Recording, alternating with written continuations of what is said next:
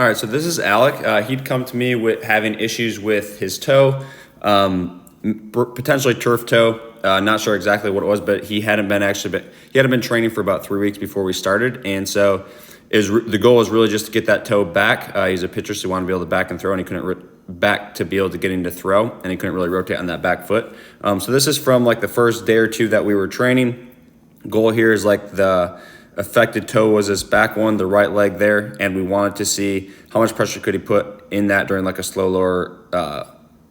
lower to raise lunge. So this is actually pretty much the maximum amount of depth that he felt good with getting in the lunge, and you can see he's pretty uncomfortable there. So that's day one. Here's just like a little bit of a look at the toe, looking at the capability that had. So decent movement there, but still you can see when he tries to pull that up, there's not really much happening there. So this is a progression on from that initial first time that he went to the lunges. We elevate the front foot so he can put a little bit more pressure on that back foot, because he'd mentioned that it was kind of uncomfortable, or he wasn't really able to get into it in that first lunge. And so we do this, and he's able to get into a little bit more of that bend in the back toe. This is then 4 days later.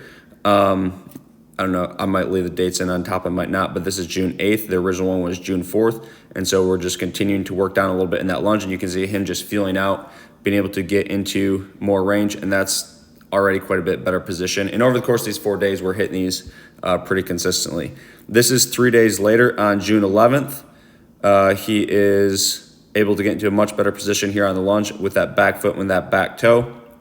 We have June 12th. So since he was starting to get better at the lunges, we started to be like, okay, let's start to add in, or since he's starting to access some of that range with some force going into it, we're like, all right, let's start adding in some higher impact work. So we started adding in some depth drops here. We also have, this is June 14th. So we have some 4-foot hops here, just getting some very basic, simple plows in the feet, seeing how it feels with that.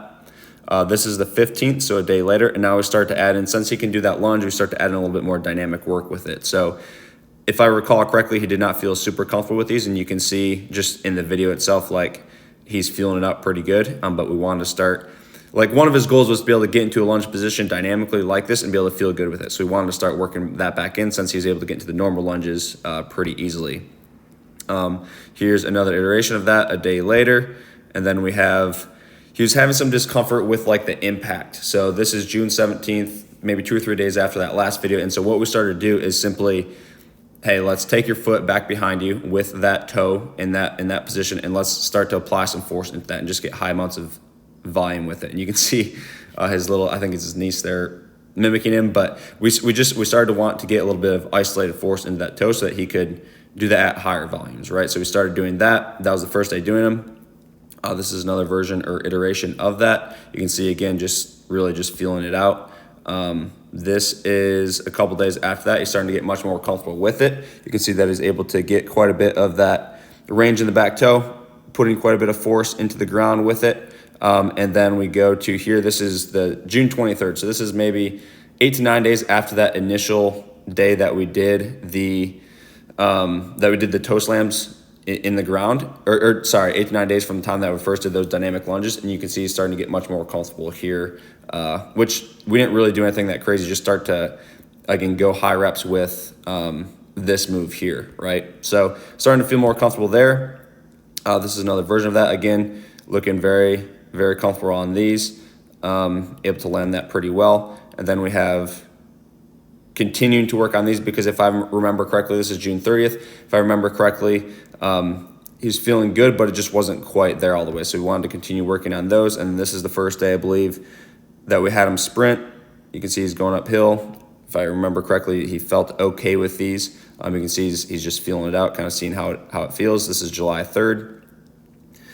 This is July 6th. He felt like he was able to go pretty much full effort on these jumps, just getting a little bit more dynamic and normal force into the toe there. This is July 15th. And so you can see on these, if I remember right, he pretty much could go and do whatever he wanted on these, just like feeling it out, kind of moving, again, a little bit more dynamically and feeling out anything that he thought he might have issues with in that toe and in that foot, and just challenging that and seeing how it responded so that we had a good idea for where it was at. This is 6 days later, July 21st. And you can see if I, again, remember correctly, he was able to pretty much do whatever he wanted to do here. And then also these were really what he wanted to get back to being able to do without any inhibition, because he had done stuff like this before. And he's able to get back to these, as you can see, pretty well. And this took, the whole process took about 6 months, but that's, or not 6 months, 6 weeks. But that's the progression that we used to handle his toe.